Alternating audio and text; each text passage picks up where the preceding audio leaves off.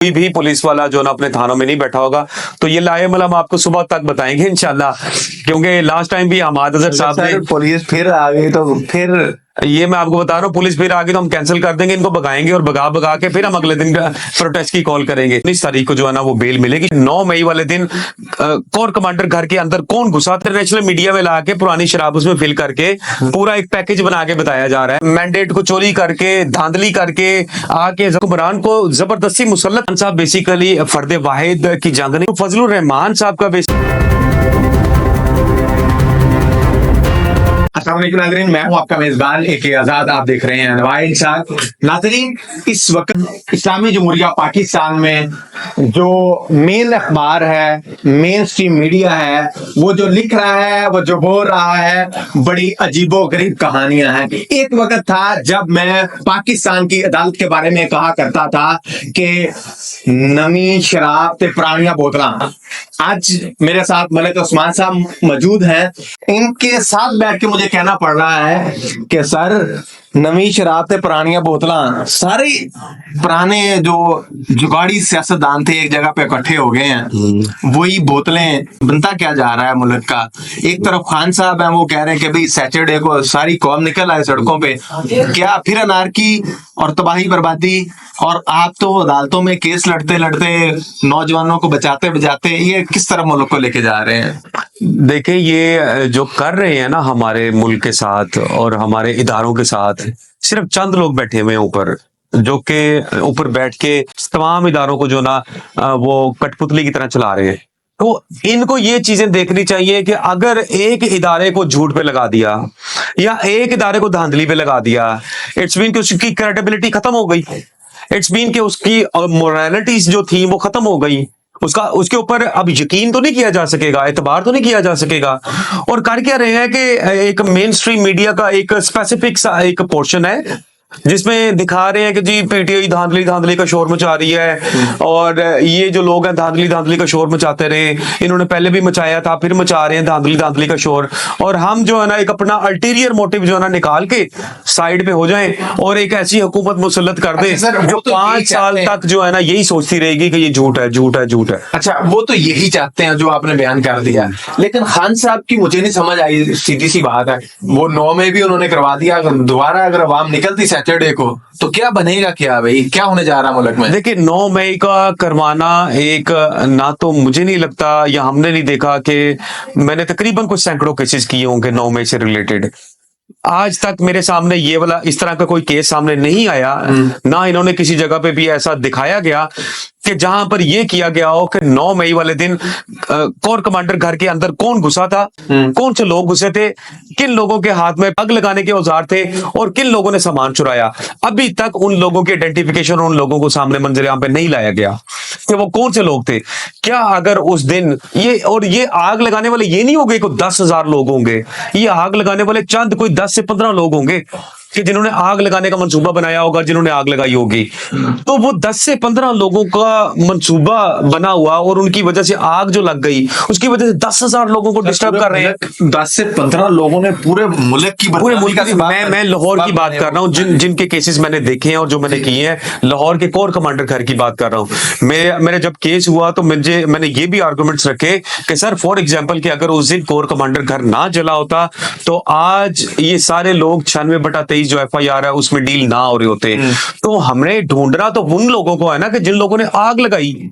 सजा तो उन लोगों को देनी चाहिए कि जिन लोगों ने कोर कमांडर घर के अंदर घुस के वहां का तोड़ फोड़ की और जलाओ गिराव किया और आग लगाई। तो उन 15-20 लोगों को पकड़ने की बजाय हम 10,000 लोगों को सजा दे रहे हैं, जेल ट्रायल कर रहे हैं, कोर्ट मार्शल कर रहे हैं। वही पुरानी सुर्खी जी 2 दिन पहले लगी सी, नवी शराब ते पुरानियां बोतलां। सर, आज इंटरनेशनल मीडिया को जो बुला के पाकिस्तान तहरीक इंसाफ ने अपना बयानिया दिया, तो ये तो जो सियासतदान सारे इकट्ठे हो गए एक छतरी तले, वो फिर ये कहने में कामयाब हो जाएं कि पाकिस्तान तहरीक इंसाफ पूरी दुनिया में पाकिस्तान की बदनामी का सबब बन रही है। ये क्या, इस पर आप लोगों का क्या? वो जो आप दूसरी दफा कोर्ट किया नवी शराब और पुरानी बोतला, अब ये जो इंटरनेशनल मीडिया वाला सीन हो रहा है ना, ये मेरे ख्याल से इससे पहले पाकिस्तान की हिस्ट्री में इस तरह का लाइमल नहीं दिखाया गया, नहीं किया गया।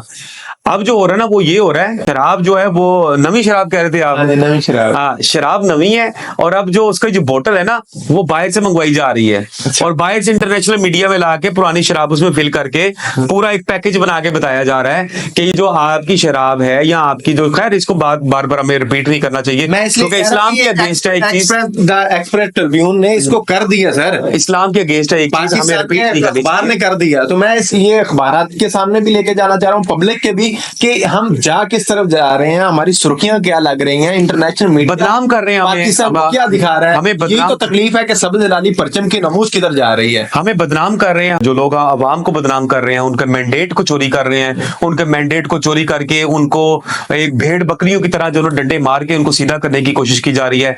लेकिन इनको ये समझ आ जानी चाहिए, 9 मई हुआ था और उसके बाद 9 फरवरी हुआ है, तो 9 फरवरी जो इन्होंने आपने जबरदस्ती वोट कास्ट करने की कोशिश कर ली लोगों के और मैंडेट चोरी करने की कोशिश कर ली, तो ये मैंडेट चोरी करके ये अवाम भेड़ बकरियों की तरह नहीं चलेगी। आप 3 सालों बाद फिर इलेक्शन करवाएंगे, आपको 4 सालों बाद फिर इलेक्शन करवाना पड़ेगा, करवाना ही पड़ेगा आपको हर सूरत में।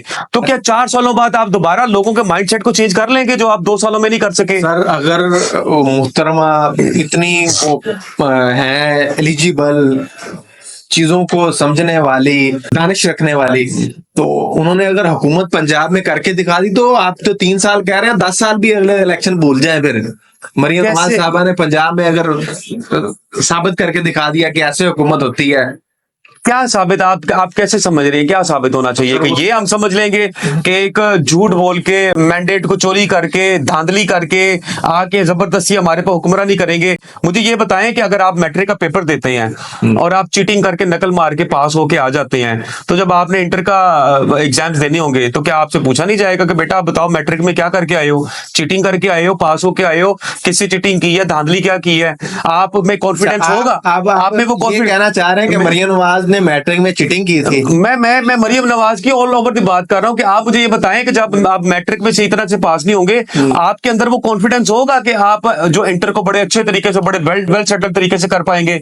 भाईजान, ये किसी भी तरीके से हुकूमत को कामयाब नहीं कर पाएंगी। ये इनको होश के नाखून लेने चाहिए कि चोरीशुदा मैंडेट पे लोगों को डाका मार के किसी हुक्मरान को जबरदस्ती मुसल्लत कर देने से कभी भी ना तो ये अवाम को ठीक कर पाएंगे, ना उनके मैंडेट को मानेंगे, और अवाम भी ऐसे लोगों को हुक्मरान नहीं मानेगी। अच्छा, मैं ये थोड़ा सा इस तरफ भी आना चाहूंगा। अभी आपने रिसेंटली मियां आबाद फरूक के भाई, जो मियां शहजाद फरूक साहब है, उनका केस लिया है। उस पर क्या, उस केस को किस नजर से देख रहे हैं? उसमें कितनी बारीकियां हैं? वो कितना आबाद फरूक की तरह केस पचीदा बन जाएगा या कि बचत हो जाएगी? नहीं, इसमें बचत हो जाएगी। होपफुली 19 तारीख को हमें बेल मिल जाएगी, और जो इसके अंदर ऑफेंसेस लगाए हैं वो सब बेलेबल ऑफेंसेस हैं, सिवाय 324 के और 506 बी के। 324 ये बता दें जरा। 324 ये है कि अटेम्प्ट टू मर्डर, कि मैं वेपन निकालता हूँ, वेपन निकाल के किसी को फायर करने की कोशिश करता हूँ, और फायर जो है ना किसी की, उसकी बॉडी पे किसी जगह पे हिट करते हैं, इट्स मीन कि मैंने किसी को जान से मारने की कोशिश की, तो उस पे 324 से ट्रैक्ट होती है। लेकिन हमारी एफआईआर में इन्होंने 324 लगा तो दी, लेकिन उस 324 में ना कोई जख्मी हुआ है, ना कोई मेडिकल रिपोर्ट है, और ना किसी को फायर एट्रीब्यूट हुआ है। इट्स मीन कि 324 अट्रैक्ट नहीं करती, और बाकी के जो रेस्ट ऑफ द ऑफेंसेस हैं वो बेलेबल ऑफेंसेस हैं।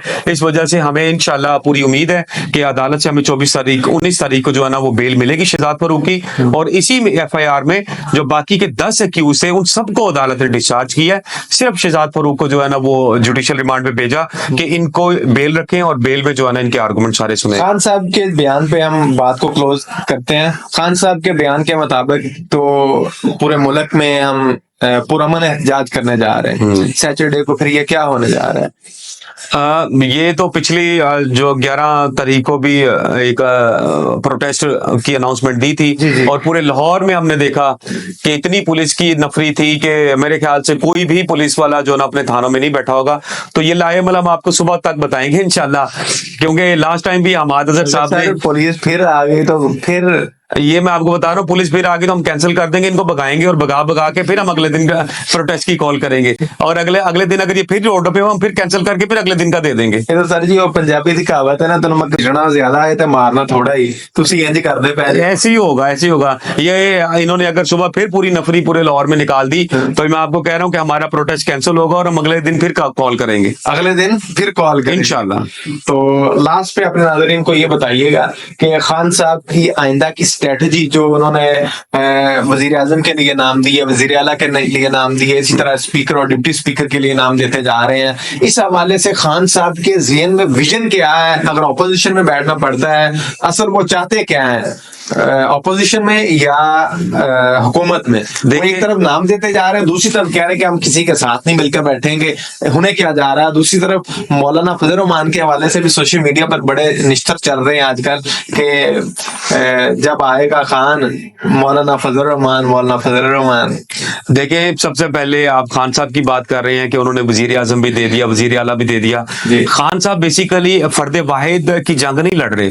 खान साहब एक नेशन को एक कौम बना रहे हैं, और उस कौम बनाने में सब लोग अपना अपना रोल अदा कर रहे होते हैं, और खान साहब is one of the main leader, one of the main person, जो कि सब इदारों को और सब हमारे नुमाइंदगान को जो है ना वो लीड कर रहे हैं।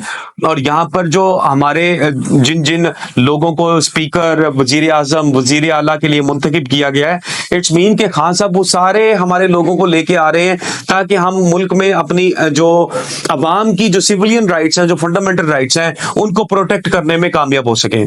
और सेकेंडली आप फजलुर रहमान की बात कर रहे हैं, तो फजलुर रहमान साहब का बेसिकली ये है कि हमें केपीके में एक स्ट्रॉन्ग हुकूमत चाहिए, और केपीके में इंशाल्लाह इस दफा हम इस तरह की हुकूमत करके दिखाएंगे वहां पर के पूरे रिकॉर्ड में इस तरह की हुकूमत नहीं की गई होगी, लेकिन वो पॉसिबल तब होगा जब फेडरल की हुकूमत हमारे पास होगी।